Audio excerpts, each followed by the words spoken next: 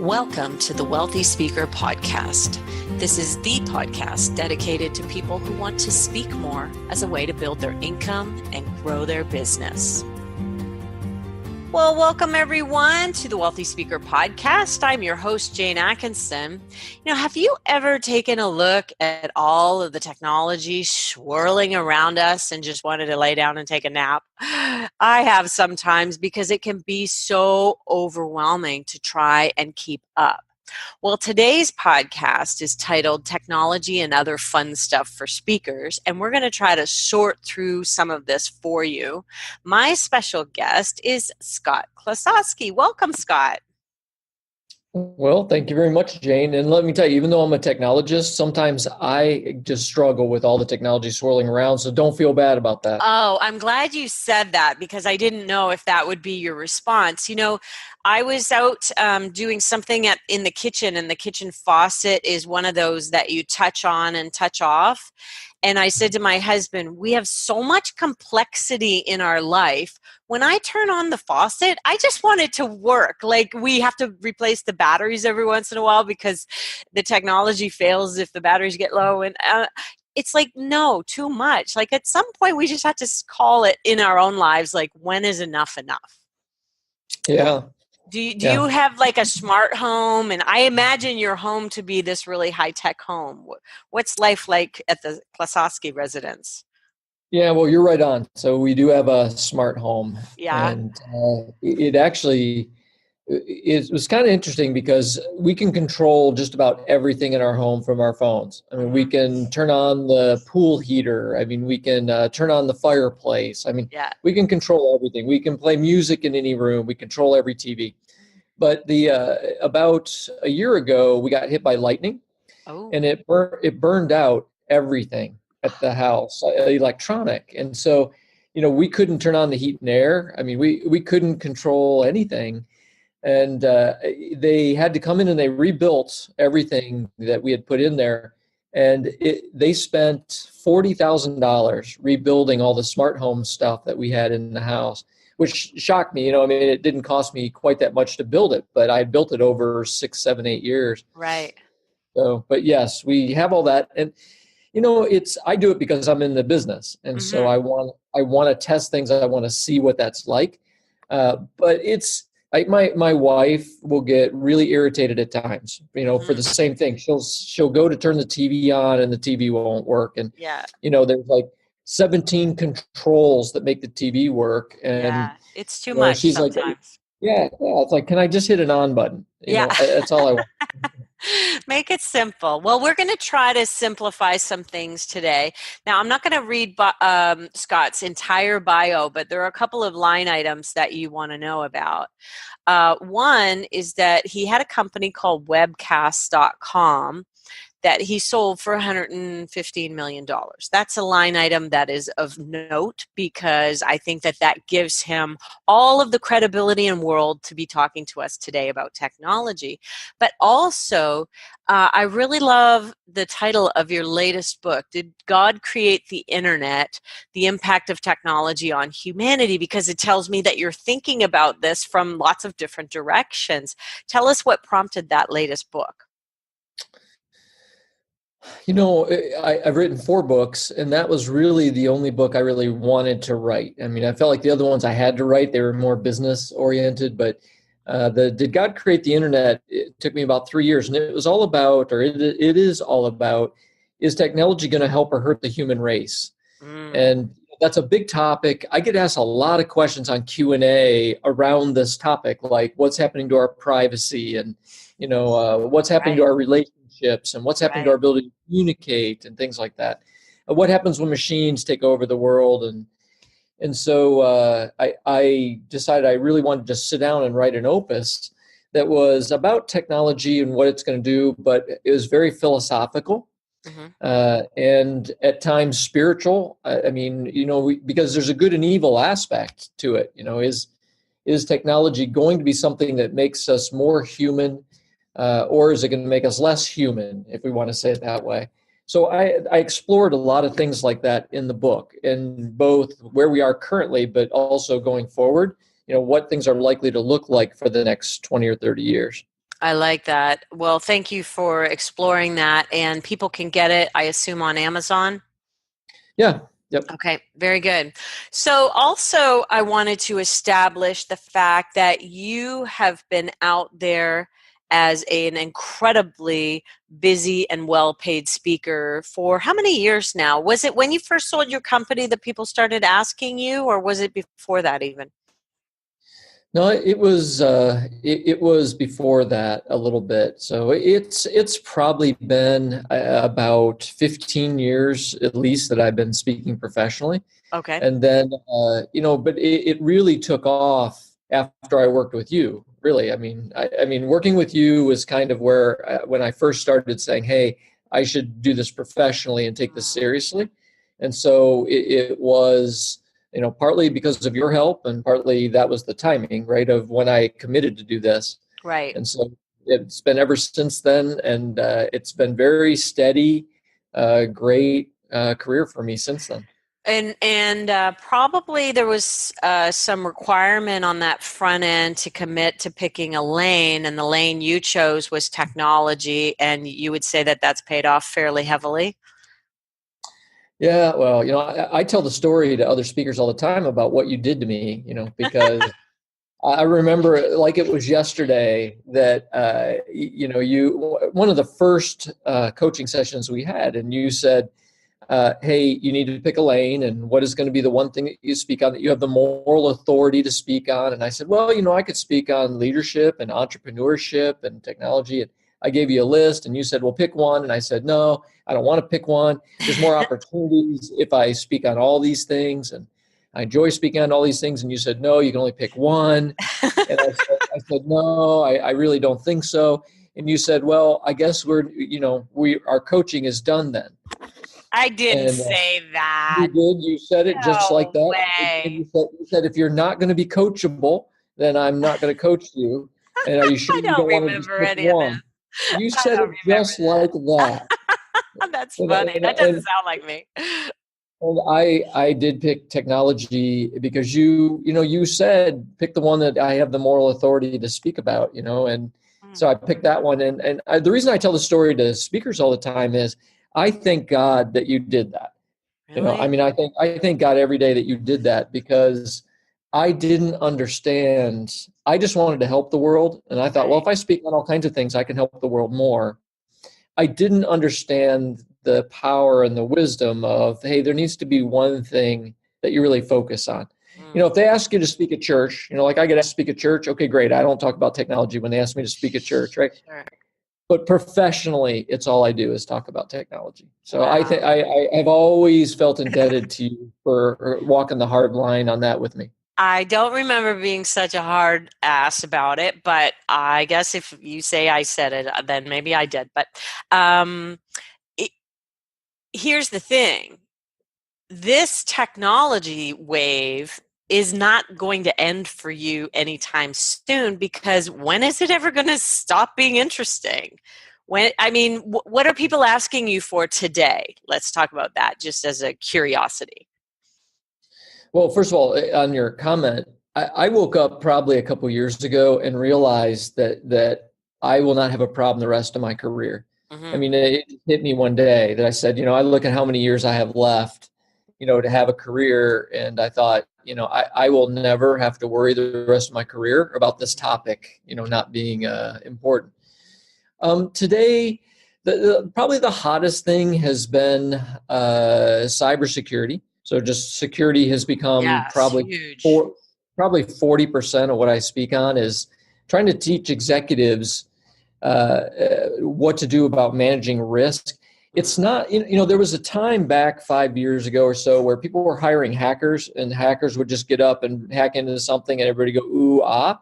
right, And now it seems like it's moved more towards, hey, leaders need to understand how to manage the risk, and where's the risk coming from, and what are the best practices. So I do probably 40% are that. The other 60% is some form of digital transformation, and that can take different lenses, but it's really about helping people understand what is transforming now, where are we in the transformation, what's coming next, what right. should leaders be focusing on. Okay. So that's the rest of it. So sometimes it could be, the C-suite of a large company, and you're coming in and saying, hey guys, you need to prepare for this. Hey guys and girls, we need to prepare for this. Yeah, so lately I've had a run of speaking to boards of directors, which Hmm. is a bit unusual because I've been used to getting up in front of audiences, but I'll Yeah, bet I speak to boards of directors once every 3 weeks now. yeah. Uh, and then yes, CEOs or owners or C-suite executives are that is an audience that really wants to understand what's going on with this risk. Okay, that's very interesting. So, we want to talk in terms of on-stage technology. What are some things that speakers can directly apply to their stage performance? And you've done a lot of that in your history. And then we also want to talk about off-stage technology because I think that preparing people for the future in this podcast, even though it's about speaking, if the more they understand what's coming down the pike in the future, I think the better prepared they will be to capitalize on it if it involves something to do with their topic. So, because we were just talking about, you're talking to, say, boards of directors and things like that, why don't we go to off stage first and talk about what you see coming, that people just need to understand and know a little bit about? Well, I think off-stage technology to me is a lot about what are the tools that we use to put a presentation together, to create the visualization. Mm-hmm. Uh, what are the tools that we use to market ourselves? Mm-hmm. Uh, what are the tools that we use to learn, or to educate ourselves in an area? So, I mean, the internet has just been a powerful influence on my ability to speak well. Mm-hmm. If I separate digital marketing from just the speaking part, in the speaking part, I'm able to study and learn so much faster now. I can look up on slideshare.net anybody else that's posted a PowerPoint on any topic I got to talk on, so that I can see what other people might have said. I can do research to find interesting graphics to use in slides. You can find video clips that can highlight a speech tremendously. Mm-hmm. So I've moved towards. I've always had a goal that my speeches would become more like performance art. That's been the word in my mind, That's right? Is that the interesting. speech? I love that I mean, a technology guy that would even come up with the words performance art to talk about what his goal was. That is a bit of a mind blower, Scott. I'm impressed that you came up with that word. So let me give you my thinking behind that. My observation is as the younger generations become more and more people who are in the audience, they're very visual and they've had a lot of visual stimulation in their life. I find it's very hard to hold a 25-year-old's attention if all you're doing is standing on stage and talking. I don't Mm, care how strong a speaker you are. I don't care how great your stories are. You hypnotize them. Now, somebody who's 70 or 60, they're used to that, right. listening to somebody talk for 30 minutes or 45 or an hour, but not young people. Mm-hmm. And so, as the audiences are more and more populated with the younger generations, I've noticed that my visual language has to be better and better. So, when I'm explaining a technology concept, when I have the visual language to go with it, they understand quicker what I'm trying to get across. Yeah. So the next step from there was if I got to hold an audience's attention for an hour or an hour and a half or 2 hours or 4 hours at times, there's no way I can do it with just basic slides and talking. And so that's why for me, I've said my whole career, I want to move more and more towards performance art, where when I construct an hour, I'm really constructing it with a lot of thought around the visual part of it, the entertainment. I should say entertainment, but the videos, the Mm-hmm. things that I intersperse to bring it to life. Mm-hmm. And so technology allows me to do all that. And so it's one of the things I just had this morning. I spent an hour and a half with one of our clients, and all of the questions they asked me was about constructing slides. Uh, Really? now, this is a firm that we do a lot of technology consulting firm. but their chief innovation officer was here today for an hour and a half with me, and all he wanted me to do was look over a presentation he's giving at Stanford, Huh. and wanted advice on how to construct the slides, because I had helped him construct the first version of the slides, and when he showed them to Stanford, they were blown away by how cool they were, and so he was like, "Okay, you got to help me finish this," you know. So, Wow. So there so you anyway, go. that's yeah, That's that's interesting. the off stage part. I think there's so much that we can use technology to do to prepare, Right. that a lot of times I think speakers aren't leveraging all those tools. Very good. And I like the idea of SlideShare to see what other people have said so that we can say something different.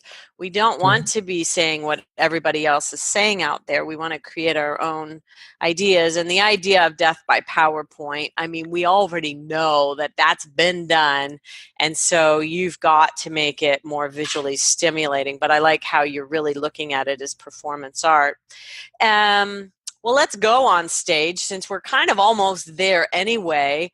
What is the what are you seeing lately in terms of audience interaction, and maybe you're gathering up email addresses, and what are some things that you like? Give us some cool gadgets that people might use on stage. Well, the two things, well, let's see. I'll give you three things I do with technology that I think are cool or helpful to me. One is using Slido, Hmm. uh, sli.do. So Okay, using Slido to allow audience members to send me questions on stage. love Uh, that. right. So I've gotten really adept at being able to handle questions in the middle of my talk. And again, I might play a video for a minute and a half, and while the video is running, I'm looking at the questions and already sorting out what I'm going to answer, and I can smoothly go right to answering questions, back to my content. So I've gotten to where I can answer quite a few questions during my presentation without it being awkward, That's really using good. something using something like Slido. I sometimes using my phone to actually flip the slides. Mm-hmm. So when I don't have a confidence monitor, Mm-hmm. uh, and this happened to me the other day. I was stuck at a place where there was no confidence monitor, and I had a bunch of new slides, and I really needed to be able to see what was going on, and I didn't want to have to keep turning around and looking behind me. Right. So I just used my phone as my clicker, And you and could that do way, that with an iPad too. It might give you a little bit bigger visual of that. Hey, nice. yeah. So I love doing that when the need is there. Let me Uh, just set the stage here for anybody maybe coming out of training or hasn't been on that big stage. A confidence monitor is a big screen that's going to be like a visual of your laptop in presentation view so that you can see what slide is coming next and perhaps even any notes that you might have made to yourself. Those confidence monitors are a beautiful yeah, thing, and they're giving you your time too, right? Or do they have a right. separate countdown monitor? Right. It's really helpful. And in fact, you get a little bit addicted to them because I really don't like turning around and looking at my slides. No. It breaks the engagement with the audience. I just don't like it. So I'm so used to it that if I step up and I'm doing new content that I don't really have memorized, where I don't have to look back, Mhm. then that's handy to be able to use my phone. For sure. Uh, Love that. I've been using the new Logitech Spotlight clicker. And I don't if you've seen that. Instead of laser, like it puts a little laser pointer on the screen, instead it blacks out the whole screen and just spotlights a circle of what you want to highlight. Oh, that is so cool. I just bought a Logitech pointer and I really clicker and I really liked that it had a vibration to tell me when I'm 5 minutes out of being finished. That was a cool feature, but that blackout thing was not available on that yet. So that's a brand new item, isn't it? Yeah, it is new and it's called Spotlight. It's a Spotlight clicker and you have a All right. choice. It'll either just black out everything except for a circle that it'll highlight, or it'll magnify Mm, the thing that you pointed at. And all you got to do is point it at any screen that has your presentation on it, and it works. I like that a lot. That is super cool. All Yeah, right. that looks cool for an audience. They don't. They're not used to necessarily Because seeing that. the red dot, it's not very highlightable. It's really not all that effective. So I love that it's getting beyond that. It's about time that somebody came up with something that was better than the red dot. Very good. All right. What else? Oh, there was one other thing, and but I can't remember what it was. Oh, I'll think. do you ever collect Oh, yeah, yeah, that's how. emails? Yeah, so I've been using a QR code to collect emails, and I probably have about at least 20% of the audience that wants to download my presentation. And it could be higher or lower, but let's just say it averages around 20% of the audience. Mm-hmm. So what I do on my last slide is I pop up the or the web address they can go to and give me their email so I can send it. Mm-hmm. Or I put a QR code, or a big QR code up there, and They all they take have a to do is hold picture. their phone up to it. Yeah. Well, yeah, all they have to do is hold their phone up to it with Right, the right, camera, right, and then it goes right to that page. right. And it's been interesting watching that, because when I would just put the web address, let's say I might see, you know, 20 or 30 people take a picture of that slide. But if I put the QR code on it and the web address, then I'll see 100 people, 150 people holding their phones up. Some of them have never done it, so when I tell them they can do it, they just want to try it. Yeah. But it's really upped, the amount of people who we get their email addresses and send them a copy. So let me ask you this. You need to have the app on your phone already to be able to scan QR codes, right? Do you feel No, like that you no, don't you don't. anymore? Okay, so No. how does that work? Tell me how that works. So with iOS 9 and with Google Android now, all you do is hold your camera up to the QR code. That's it. Oh, that's really good because I always felt like that was limiting. And so does that mean that QR codes are going to kind of make another resurgence, do you Yeah. think? I know that it's probably been a slow build, but I didn't think that it really took off as big as it was going to. I didn't either, and I'll tell you, it actually just about went away here in the U.S. And then I Hmm. went to China last year. We did a project in China, so I was over there quite a bit, and they were using QR codes all over the place in China. And then I realized it's because all you got to do is hold your phone up to them. And so I got back to the U.S. and we got to talking here at the office, and with like I said, iOS 9, which came out a year ago or whatever, they Hmm. went ahead and put that capability in it.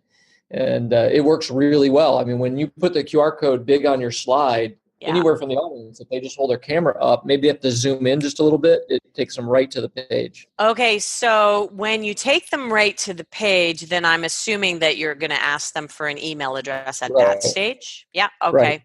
And then we send them a Brilliant. link. That's a big one. That's a big one because I think for me personally, I wasn't using them as much as I could have been because I didn't know about that update on the phones. That's really Mhm. good. Awesome. Okay, so we've got some interesting things on the list of things that you can be doing on the platform. And I love one of the things that we really don't recommend is finishing a presentation on Q&A because it can really leave your audience hanging. You've probably seen that happen, hey? All right, so I'm 100% with you on that. I can't stand doing Q&A at the end. So I always tell meeting planners that either I'll do it interactively and just answer questions the whole time, or I'll do it with Slido. But I really do not like answering questions at the end. It's Yeah, awkward for everybody, and it's fundamentally flawed because your extroverts are always going to ask the questions. Your introverts never will. right, And half the people that had a good question don't remember it or won't wait until the end to ask it. right. So I tend to try to do Q&A a bit more interactively, which is, as a speaker, you have to be ready to handle it, because in Yeah, my field, what happens to me sometimes is the audience just runs amok with right, questions, right, and sometimes good questions. And I can tell the meeting planner doesn't necessarily want me to stop the questions because they're great questions, yet I now can't get all the content done. So I have to be able to jump slides without the right, audience seeing, which I've gotten good at that, where I just jump the slides on my computer without them seeing. But that means I right. have to have my computer on stage, which is another thing that I always request is I can't stand when they try to take my computer and put it in the back because I have no flexibility. Do you have the Apple that has the slides right up at the top on that Yes, fun screen? Yeah, that's what I I do. have too. And so you can actually just click on with your finger on the slide that you want to Mhm. jump to, which is super cool. I don't know how people do it that don't have Macs. There's got to be a version of that available somehow. I don't know. Yeah, How yeah, how I do you, how you agree. can jump slides? Okay, so the Q&A can get really out of hand, and so no doubt you're kind of answering them really quickly. And then how do you kind of handle that when there's abundance of questions and you just can't get to them all I think you have to handle that very well. Because it's carefully? easy to annoy. Yeah, it's easy to annoy the audience. I mean, if they're on a roll asking questions and you just say, stop, I got to get back to my content.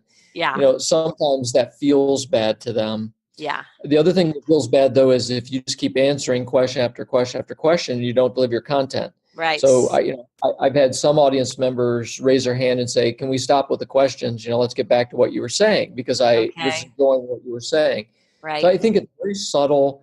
You have to build an awareness of, okay, I've just answered three questions in a row, so we're starting right. to get dangerous now.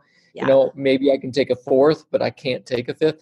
So right. I'll normally look to the audience and I'll say, "Hey, it looks like I saw some of the rest of you raise your hands. I appreciate all the questions. If you don't mind, I'd like to do a little bit more of the content. So just Yeah, hold that thought and let yeah, me get a little bit more content in."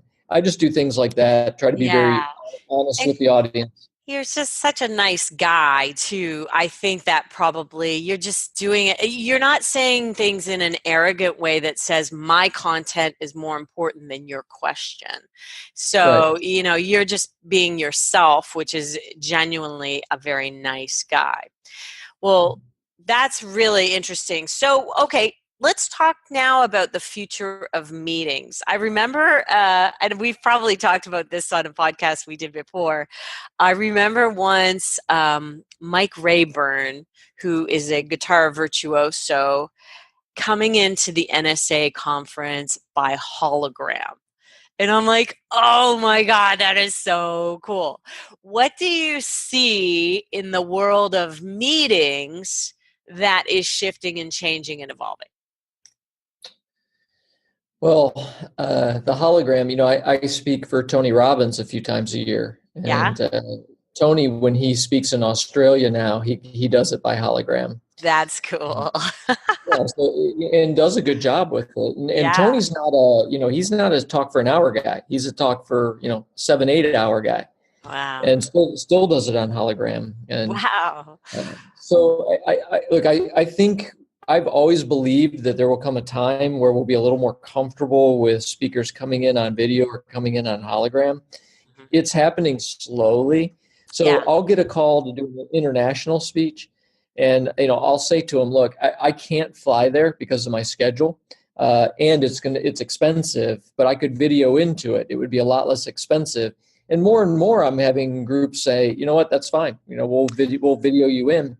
I okay. just I control the video situation Yeah. uh, because I Talk don't want about them. talk about what you would do from your perspective, because I do think it's been a slow build. Everybody said this was going to replace live speaking, but it hasn't. But I think And I like don't the think it QR will. code, it's probably going to be, a slow build that we'll see a little bit more often, especially for international work. Tell me how you then control the video situation to be the best version of you and what your energy is like in front of the video. But good questions. So what I do is I make them put up two screens, one that will have my video of my face, my head, Mhm. and then one that has my slides. Slides, So okay. there's two separate ones. Then the one that is controlling the slides, I slave that computer. Mhm. So I dial into that computer and control it, Okay. and I send my slides to them, so they're pushing them locally. And if you do all that, then you have a situation where you're not going to have any issue with your slides not being able to come over because they're local. Okay. And so, and I just hit a button on my computer and it flips the slide there. I have Okay. them take a laptop or the computer that has the video on it, my head video, and turn it towards the audience. And that way, if they don't have cameras, even if I just have the camera off the laptop, then I can see the audience. The audience sees my head. I'm controlling the video. That's a situation that looks good to the audience. But also I have pretty good control over making sure that the show, goes well. As Okay. far as the energy level, I don't have a problem with it, but I've had to learn. One time, Cisco, the technology company, asked me to do basically a webinar out to 700 executives worldwide. Right? I'm like, okay, Okay. fine. They said go to Dallas and go into our video room and shoot it. I said okay. They put me in a room. I swear to you, it's a closet, and it has a hole in the wall, and that's what the camera was, and a phone on the table. That's it. Nothing else. The phone rings, and the person says, "Hey, you're going to be on in 5 minutes, and you will give you some signal, and then you go, and then you." And so I sat in this closet for an hour talking to 700, Cisco executives, Wow. and when you get into situations like that, you have to learn to generate your own energy and to do it just like you would do it in front of 700 people. Right. And so it's for me when I do webinars, I think I behave exactly the same, and that's what people tell me is they say you were exactly the same on that video as you would have been in front of people. So, Hmm. but in Interesting. my head, in my head, what I'm saying to myself is, hey, you need to deliver this just like you would deliver it in front of an audience, and so I Right. do. Right. I And miss the interaction with the people, with the humans, and I'll bet you do as well because you're such a Q and A guy. yeah, Can they then feed you? Can they feed you questions and things like that? Like, is that how you can kind of keep your groove sure. going?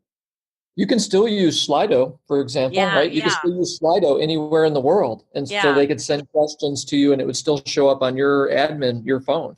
That's So cool. yeah, so I've built the interaction sometimes, but honestly, even if I'm just looking at an audience, uh, I I guess in my brain, I speak to help people. I don't speak to make money. That's not the first thing on my mind. I Right. speak to help people.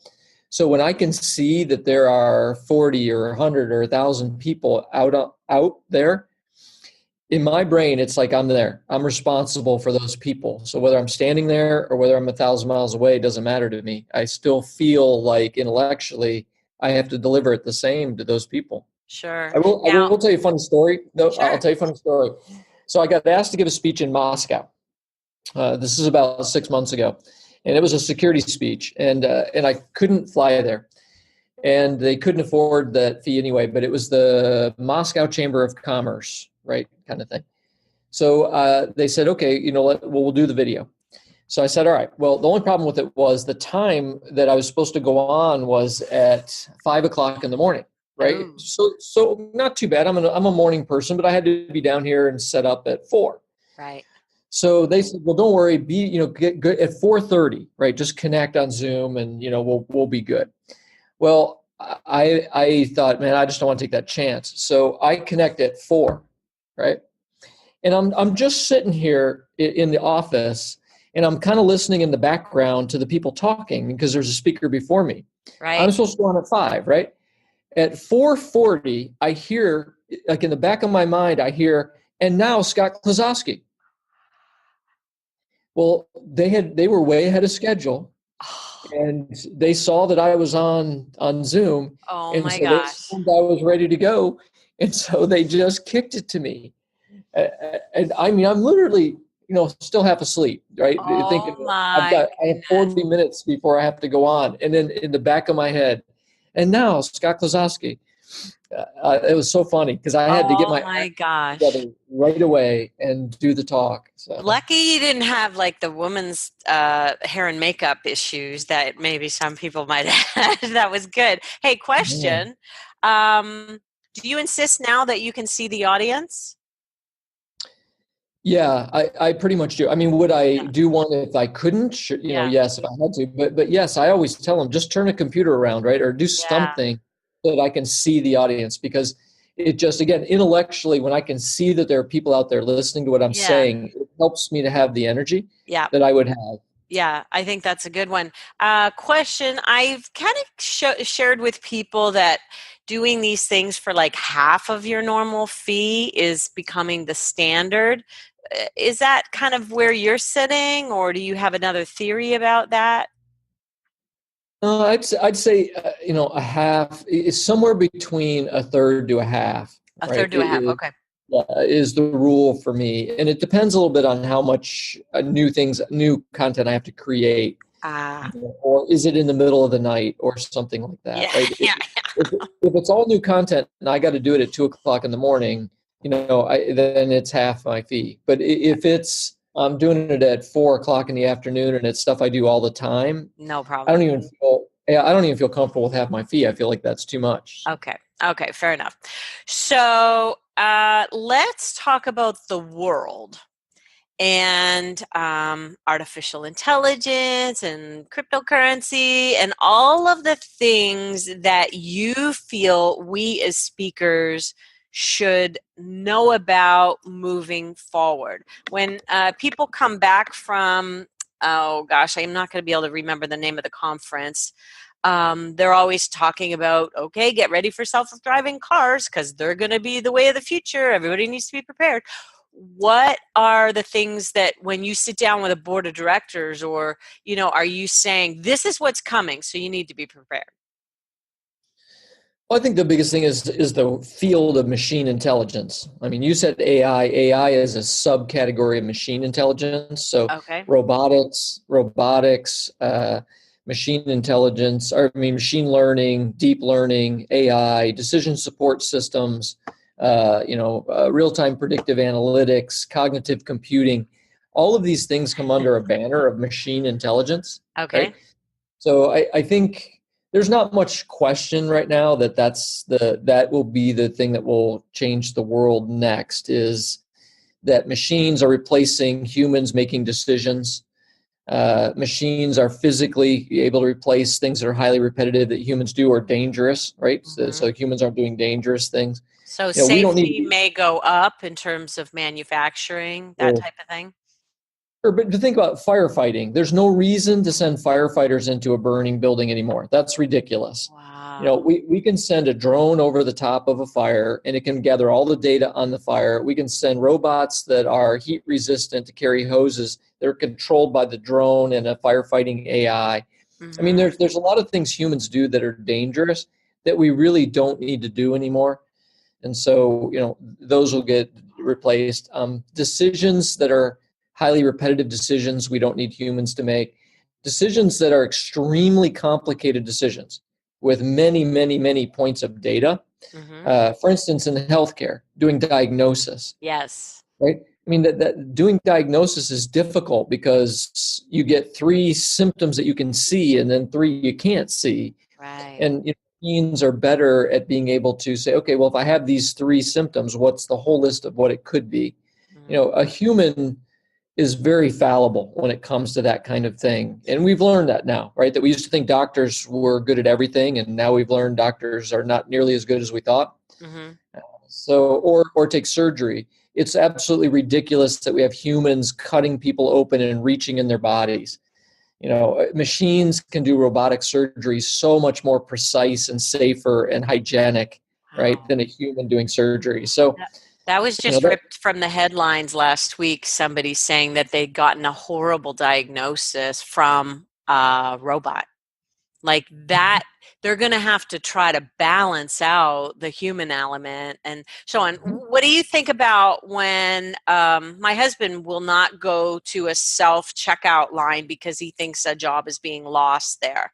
Talk a little bit about the what people need to be afraid of and how we might be able to make shifts and changes in what we're offering up as employees.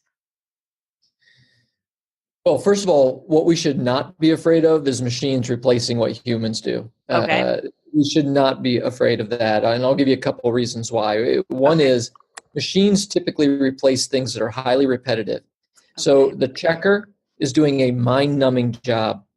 Okay. It's a mind numbing job. It's not fit for human beings, for somebody to stand there and just swipe things, all day and Right. make small talk. I mean, it's machines will take over doing jobs that humans really didn't need to be doing, and it will free us to do things that are more meaningful to us. That's the way to think about it. The other thing Okay. is, there's been some math done by some big consulting firms lately that was interesting that said when you automate a process, like you do self checkout, Right. and you say, well, we're going to get rid of 40 checkers. Mm-hmm. Well, what they've actually found out is the net job loss is more like 1%. Mm-hmm. Because by the time you have to do all the programming on the self checkout, the maintenance on the self checkout, monitor the security and the fraud, you basically have to add back in a number of jobs that are Yeah. typically higher paying jobs. And so it's just, I, That's what I I don't, told him. yeah, I don't worry about machines replacing humans doing most of the jobs that they can replace. I think we need to focus more on what can humans be doing that's more fulfilling, Yes. as opposed to being worried about, oh, they're taking jobs. Yeah, they're taking jobs that are highly repetitive or dangerous, mind-numbing jobs. Yeah. Let them have them. Let them have those Okay. jobs. They'll will go on and do things that are more fulfilling. That was my first job actually, and they were just introducing the scanning machine, so I had to train all the other cashiers at No Frills on how to scan things. So that's quite a flashback to like 40 some odd years ago. Yeah. Um, wow. Okay. So, what else are things that you're talking to people about? I get cybersecurity, privacy, things like that. Just give us like one or two privacy things that maybe we should all be thinking about more, even though we already have thought about it, but maybe haven't done anything about it. I think the big thing with privacy is privacy and data, right? It's those Hmm. two topics. Yes. Data is an extremely powerful tool, and we still haven't scratched the surface on gathering data and using data well. So I think over the next couple decades, we'll be amazed at how much data we're going to be able to gather off of devices, off of wearables, right, off of things to be able to help us. Okay. And then at the same time, the privacy is on the other side of that. The more data, the more information you create, Yeah. the more you have to ask yourself, well, how do we feel about privacy? So an easy example is a wearable. You have a wearable device, and it starts pulling 30 different health statistics off your body. Right. It's going to help us be healthier, right? It'll be Right. amazing to help us be My, healthier. my aura ring. Yeah, yeah. I'm wearing it and I'm nervous about what is there any kind of I'm worried about long-term negative benefits of wearables. Yeah. Are you? Yeah, I'm not. I mean, I'm not so worried about like the radio waves of wearables. It's much more just a concern about do we really understand what we're giving up from a privacy standpoint? Okay, yes, Like that's true. we were talking today. There's been 20 something million people have done DNA testing, Mhm. and that's a pretty interesting piece of data for somebody else to have your DNA Yeah. profile. And companies have not shown that they can keep things safe.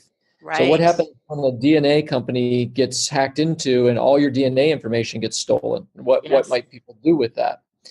Right. So there's the whole balance of data and huge amounts of data and what we can do with that versus privacy and what kind of Mm. trouble is that going to get us in is interesting. So what do we do? I mean, I'm so in it, Scott. I mean, I have a bazillion passwords and my user accounts are out there on so many. I've done 23andMe. I've got the ring. They're collecting my sleep habits from my Aura ring. Like I am all in on this stuff. What should I be doing to protect myself from privacy thieves? Well, first of all, you have to ask yourself, do I have anything I need to hide? Right. So Well, no. okay. See, that's part of the thing with me is I have to say to people honestly, they say, well, aren't you worried about your privacy? And I say, no, there's nothing that I care about. There's nothing really I'm trying to hide. Yeah. So I don't have behavior issues where I don't want people to know things that I'm doing. Right, right. So that's the first question. But I think after that, I think we just have to be aware of what data we're creating, where is it going, what are the Mhm. possible issues. It's just a matter of being aware. I'll tell Yeah. you a data story, Okay. a privacy and data story. This is a true story. I went to a client. They were in Minneapolis, and I went in and talked to somebody that was in their data department, and his wife also works at the company. The company had all bought wearables for some of the departments. So they had formed groups that were monitoring each other's wearables and their exercise habits, right?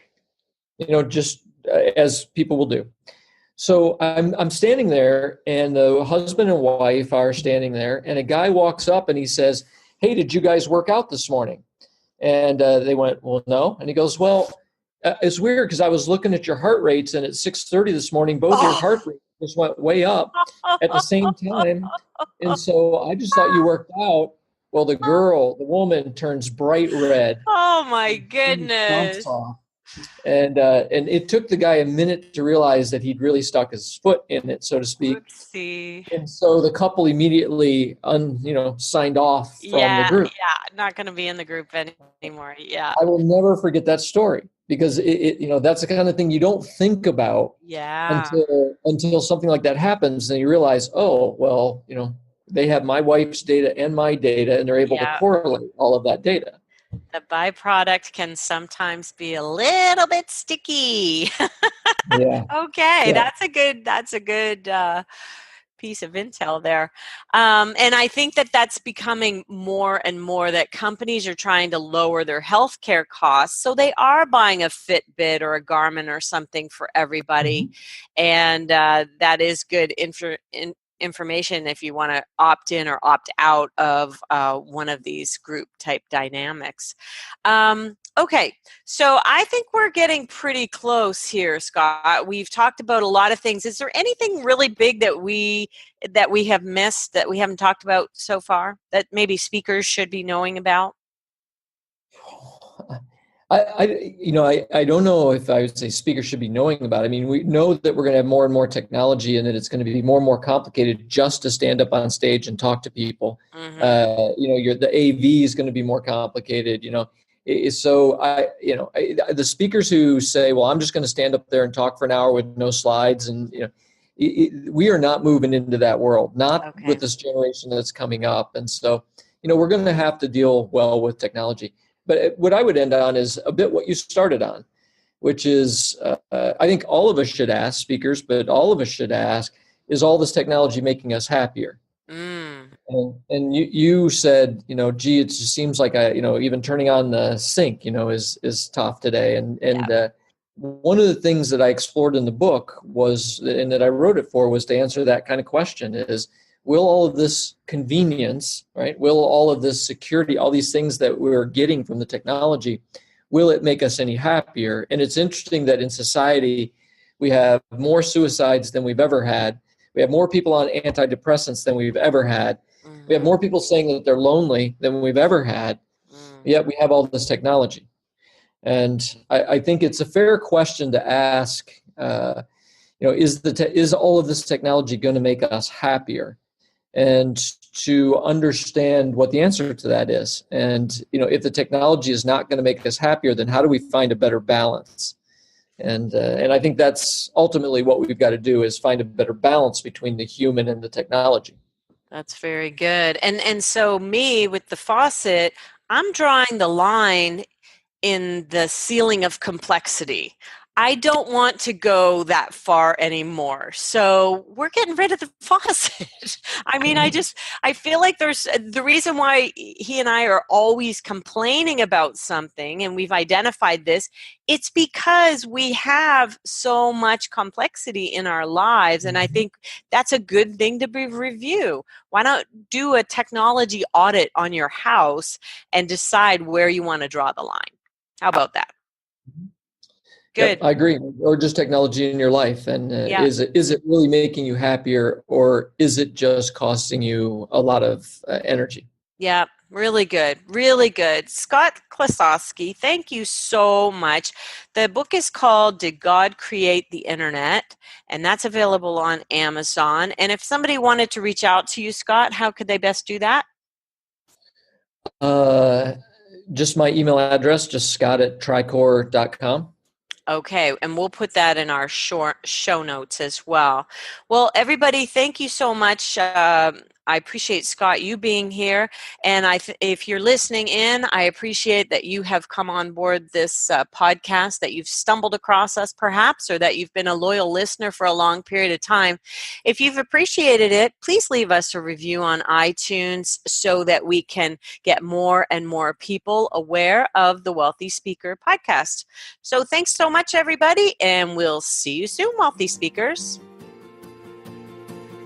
Thanks for listening to the Wealthy Speaker Show. Please visit speakerlauncher.com for your free Wealthy Speaker audit, and visit speakerlauncher.com/podcast for show notes and many more resources to help you catapult your speaking business. See you soon, Wealthy Speakers.